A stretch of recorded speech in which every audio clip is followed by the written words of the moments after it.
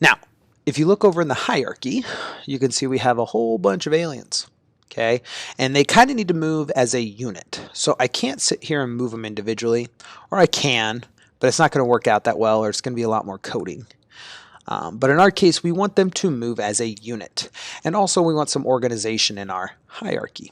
So what I'm going to do is I'm going to drag and select these all, or you could sit here and shift select and command select through our hierarchy list, but it's usually easier to click and drag. And I'm going to make sure that if this doesn't say center right up here, that it should, because I don't want it to say pivot, I want it to say center. Because what that does is that centers around all the objects selected. And I'm going to hit the F key to focus in on that center of those objects. And what that does is allows me that when I do this next step, which is go to the game object menu and say create empty, to have that empty game object centered around all of these aliens. So then what I can do is I can name this like enemy wave and simply go back to drag and select. Now remember, I don't drag and select too much. I don't want to select the main camera here. I just want you to drag and select so that you select the enemies. And with all of those selected, we need to what's called parent them and under this enemy wave object. And that's going to take me to basically click and drag and highlight like this so that all of these aliens now are in this enemy wave unit. I can hit the triangle to hide those. And I can now, with just this one unit, move all the aliens. Now the cool thing with this is all these units or all these individual objects are individual, so I could move this guy up, and as you can see, look, it's still following the main parent object. The child is following the parent object. I'm going to go ahead and make this 0, make this set to 3 so that it's gridded out nice, actually 2.75, so that everything is nice starting out at a good space area. All right, before we move on, we do want to make sure though that I shift select all these aliens and then I click add component and I want to do a physics and I want to do a box collider 2D. And that is all I need on those, so you need a box collider on those. Let's jump up to the bullet here real quick. So the bullet is going to be an interesting thing.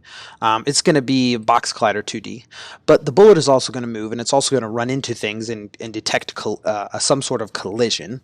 So remember what I said before, that whenever you have actual collision happening, you need to have a rigid body there on one of the objects. Okay, at least one of the objects. In our case, our one object is going to be the bullet. Now I could make it the alien, but see the bullet, if the bullet doesn't have the rigid body, the aliens have to have a rigid body, the base has to have a rigid body, because those are like the two things that it's going to run into to cause collision and such. So instead, it's better to always have it on just one single object instead of more than one if needed. So I'm going to add that rigid body component, and then also in the gravity scale over here, I'm going to set that to 0 so that it doesn't fall backwards. And lastly with this, so this is going to be our object that we spawn or create. So I actually don't need it in my scene, but I do need a copy of it in my project. So what I'm going to do is make something that's called a prefab. And before I make this prefab, I want to continue with my organization and make a new folder. So I'm going to make a folder called prefab in the assets. And then simply to make this prefab, we're going to click and drag the bullet over to the prefab folder. And really, you can drag it over to any folder. I could have dragged over to assets or whatever you name your folder. It will create that asset or that prefab for us. And what happens when it creates that prefab is the word turns blue, letting you know that it is connected to a prefab. And this prefab, what it allows you to do is allows you to have multiple copies of the same object, but when you want to make a change to something, all you have to do is come back to the original prefab, make a change, and it gets updated to all the objects in your scene. That's one way of using prefab. So if you had like 5 different enemies or 5 of the same enemy in a level on, say, like a 2D platformer, and you thought, the speed of this enemy moving left to right is not fast enough. Let's go on, instead of changing each of those 5 individual objects, you can go onto the prefab and go to the script and change it once, and it will mirror to all the other, say, 5 enemies that we had. That's a good use of a prefab. A prefab is a big thing, and you'll see that a lot when you get into games, when you have something that's used throughout multiple levels, something like enemies or things like that. So enough on prefabs. So once you create this prefab, I'm going to command delete to get it out of the scene. I don't need it anymore because I still have a copy over here in my prefab folder. So just to wrap up, need to add a box collider to the gunship because we want to detect collision. And we also want to do that on the base. So physics 2D box collider. Now, let's talk about making the base, because the gunships, that's done. The big thing is the base. We need some dome kind of shields. So what I'm going to do is I'm going to go to the move tool, not the transform kind of sprite tool, the move tool. And what that's going to allow me to do is to, just like we did with the breakout, snap some of these blocks. So I'm going to command D duplicate, hold the V key for vertice, let it go to the vertices, grab a vertice and snap it over. Maybe I'm going to select these two, duplicate, grab vertice, move them over. And you can figure out however big of a dome you want. I'm going to make mine 5 across, duplicate it, and make 2 layers of this. Maybe grab these blocks, something like that. Grab these 2, maybe snap up. And actually, I'm going to move these to the outside, something like that.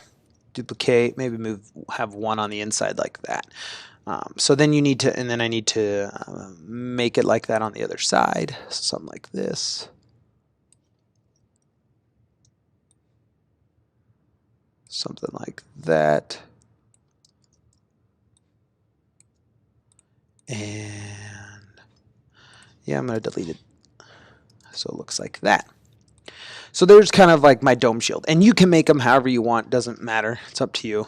Now again, these are all individual objects, but they kind of need to act as one, or it's easier to have them act as one. So what I'm going to do is shift select all of them, either in the hierarchy or drag and select. Hit the F key to focus in on them. Hit the game object and create empty. Again, creates it at the center of all these objects. You can select all the base objects, parent them under this new game object, and I can call that something like shield. Now, again, these can all move, but if I move one and move the parent, the child follows the parent, no matter what. Okay, so with the shield as a parent object, we're going to duplicate it, and I'm going to, again, kind of grid out how I want my shields to look. I think like a -2 might be good. With this other shield, -5, yeah, that's good. So then I know duplicate, make this a +5, and then duplicate this one so that it's a +2, and that they're kind of spread out evenly. Now, I can kind of see there is a gap, so maybe like 1.5, no, 1.75 is probably a good number for that one. And this has to be a -1.75. Again, this is me getting very picky on positioning and spacing and stuff so that there's a nice, maybe an even space between all the bases. And that'll be it. That's our scene. Now you could go in and like each of these shields before I could have done anything. You could have changed the color to like green, which is what Space Invader originally has. The dome shields as green, but I'm just going to stick to having something like this. If you didn't already, make sure you save your scene, and I'm just going to call it Invaders. And then we are ready to go to start scripting our actions.